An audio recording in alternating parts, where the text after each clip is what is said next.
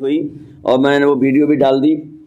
تو دوستو، birth day منانا یہ ہمارے حضور صلی اللہ تعالی وسلم سے ثابت ہے۔ قرآن شریف میں بھی حضرت عیسیٰ علیہ السلام کی ساتھ ان کی پیدائش پر سلامتی ہو، بہت سارے ثبوت ہیں، مگر ہو اسلامی طریقے سے، جیسے یہ ماشاءاللہ کروا رہے ہیں، اسی طرح سے آپ بھی فاتح کروا سکتے ہیں۔ فاتح ہو، قرآن خوانی ہو، عزیز و اقارب کو کھانا پلانا ہو، یعنی کوئی غیر شرعی کام نہ ہو، کوئی حرج نہیں، اچھی بات ہے۔ درود فاتح تو ہم لوگ کرتے ہی ہیں، اللہ کا ذکر ہے، قرآن پاک کی تلاوت ہوتی ہے، دعا ہوتی ہے سب کے لیے۔ بہرحال تو جن کا آج عرس ہے، فقیہ ملت علامہ مفتی جلال الدین احمدی علیہ رحمہ، ان کی زندگی بڑی سنگھرش سے بھری ہوئی ہے، اور یاد رکھیے کامیابی اپنی پہلے قیمت لیتی ہے، سمجھے؟ کامیابی کسی کو بھی، چاہے دین میں کامیابی ہو چاہے دنیا میں کامیابی ہو، بغیر قیمت چکائے نہیں ملتی ہے، سمجھیں؟ کامیابی اپنی پوری قیمت پہلے لے لیتی ہے، تب کہیں جا کر ملتی ہے۔ تو یہ شروع میں پڑھتے تھے اور مزدوروں کے ساتھ کام کرتے تھے، کام کرنے کے لیے جا رہے تھے ایک شہر میں، کام کرتے تھے، رکشہ چلاتے تھے۔ اب آپ سوچ سکتے ہیں، رکشہ چلاتے تھے پورے دن، اتنی زیادہ محنت، اور پھر رات میں جا کے پڑھائی کرتے تھے۔ علامہ ارشد القادری صاحب کا آپ نے نام سنا ہوگا، علامہ ارشد القادری سے رات میں پڑھتے تھے، دن بھر رکشہ جیسی محنت، سخت محنت کرتے تھے، اس میں آدمی بالکل کام خراب ہو جاتا ہے اس کا، اور پھر رات کو 12-1 بجے تک پڑھتے تھے۔ اس طرح سے پڑھتے پڑھتے فقیہ ملت بن گئے، الحمدللہ۔ انوار شریعت نام کتاب پر سنا ہوگا آپ نے، اور کیا کہتے ہیں، خطبات محرم میں 10 دن کا ماشاءاللہ اپنے یہاں پروگرام ہوتا ہے، زیادہ تر ہم اسی سے بولتے ہیں، پوری موٹی کتاب ہے، فتاوی فیض الرسول، 2 فتووں کی موٹی موٹی کتابیں ہیں، اور بھی بہت ساری کتابیں، بزرگوں کے عقیدے ہیں، اوجڑی کا مسئلہ ہے، بے حساب آپ نے کتابیں لکھی۔ اب آپ سوچ سکتے ہیں، بندہ دن میں کام کرتا، محنت مزدوری، اور پھر رات میں جا کے پڑھتے تھے۔ اتنا پڑھا، اتنی محنت کی کہ دنیا آپ کو فقیہ ملت کہتی ہے، یعنی پوری قوم، پوری مسلم کمیونٹی کے سب سے بڑے مفتی، اپنے دور کے سب سے بڑے مفتی۔ تو کوئی یہ نہیں سمجھے کہ ہم کامیاب ہو ہی نہیں سکتے، کامیابی ہمیں مل سکتی ہے، ہم پا سکتے ہیں، شرط یہ ہے کہ اس کی قیمت پہلے چکانا پڑتی ہے۔ اب دیکھیے، رات کو آرام کرنے کا وقت تھا، مگر انہوں نے اپنے آرام کو ختم کر دیا، انہوں نے اپنے رات کا آرام قربان کر دیا۔ کامیابیاں قربانیاں چاہتی ہیں، آپ کا بلیدان چاہتی ہیں، سیکریفائس چاہتی ہیں۔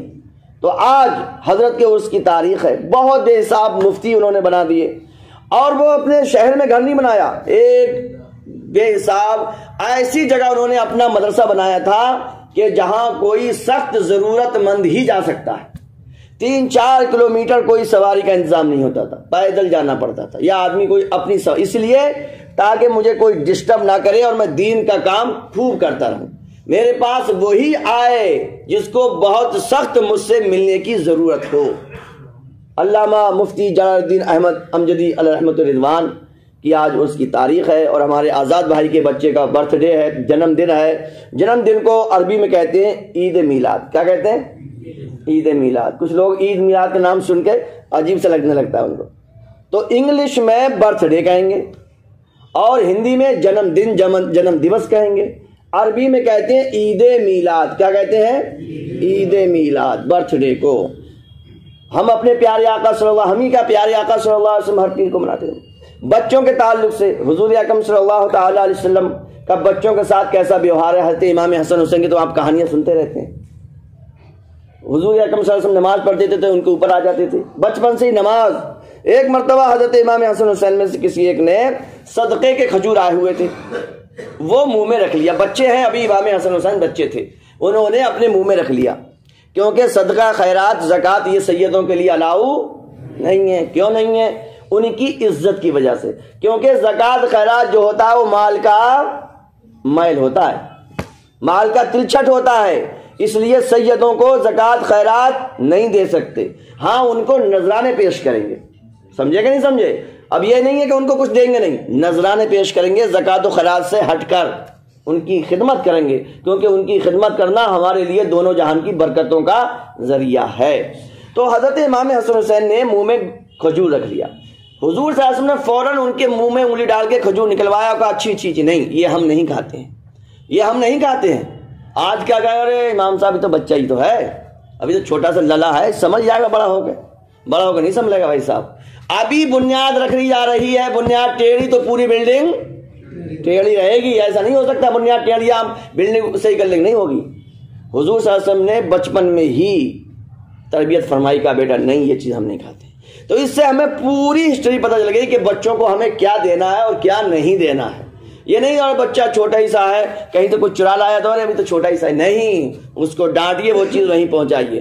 سلطان ڈاکو کا تو آپ نے کہانی سنی ہوئی ہے، جب اس کو پھانسی ہو رہی تھی کہ آخری خواہش کا میری ماں کو بلا لاؤ، ماں کو بلایا تو اس نے ماں پہ حملہ کر دیا۔ تو لوگوں نے کہا ابے تو مر رہا ہے، پھانسی ہونے والی ہے، اس ٹائم میں بھی ماں پہ حملہ کر رہا ہے تو؟ اس نے کہا یہی تو ہے جڑ۔ اگر میں نے بچپن میں انڈا چرایا تھا، اس نے انڈے کی چوری پر اپریشیٹ کیا، ارے واہ میرا بیٹا انڈا لے آیا، اللہ دونوں کھائیں گے مل کے۔ اسی دن ایک چاٹا سوت کے مارتی اور کہتی نہیں یہ غلط ہے، انڈا جہاں سے لائے ہو وہیں پہنچا کے آؤ، تب گھر میں تمہاری انٹری ہوگی۔ تو سلطان ڈاکو کہتا ہے کہ میں وہیں پر میری چوری کا دروازہ بند ہو جاتا، اور یہ آج جو نوبت آئی ہے نوبت نہیں آتی۔ تو یہ ماں باپ سے بھی حساب ہوگا۔ حدیث شریف میں ہے، حضور فرماتے ہیں اپنے بچوں کو 3 چیز سکھاؤ۔ حضور فرماتے ہیں میری محبت سکھاؤ اپنے بچوں کو، دوسرا یہ ہے کہ میرے گھر والوں کی محبت سکھاؤ، تیسرا قرآن شریف کی محبت سکھاؤ۔ سمجھے نہیں سمجھے؟ جب ہم خود ہی نہیں سیکھے ہوئے ہوں گے تو بچوں کہاں سے سکھا دیں گے؟ اور حدیث پاک حضور نے فرمایا بچہ 7 برس کا ہو جائے اسے دین سکھاؤ، نماز سکھاؤ، روزے سکھاؤ، 7 سے بڑھ کے 10 سال کا ہو جائے نماز پڑھواؤ، نہ پڑھے تو پھر پٹائی لگاؤ۔ سمجھے؟ آج کون سکھا رہا ہے؟ خود ہی نہیں سیکھے ہوئے، سکھائیں گے کہاں سے؟ خود بھی سیکھیے، اپنے بچوں کو بھی سکھائیے۔ یہاں پر الحمدللہ سب لوگ سکھانے والے ہیں، اسٹاف ہے پورا، ہم ہیں یہاں پر، خود بھی سیکھیے، اپنے بچوں کو بھی سکھائیے۔ اور حضور نے فرمایا سب سے اچھا تحفہ اپنے بچے کو اچھی تعلیم اور ادب سکھانا ہے۔ بچوں کو تحفے میں کتابیں دیجیے، اچھی سی اچھی کتابیں دیجیے۔ آزاد میں ماشاءاللہ ان کے بچے کے لیے ہم نے آن لائن بہترین کتابیں منگائیں، 800 یا 1200 کتاب ملی، اور بھی ماشاءاللہ یہ باتیں ہماری مانتے ہیں، اپنی بات بچوں کو بھیج دیتے ہیں۔ کل بھی آیا تھا، طبیعت صحیح نہیں تھی پھر بھی انہوں نے بھیج دیا تھا۔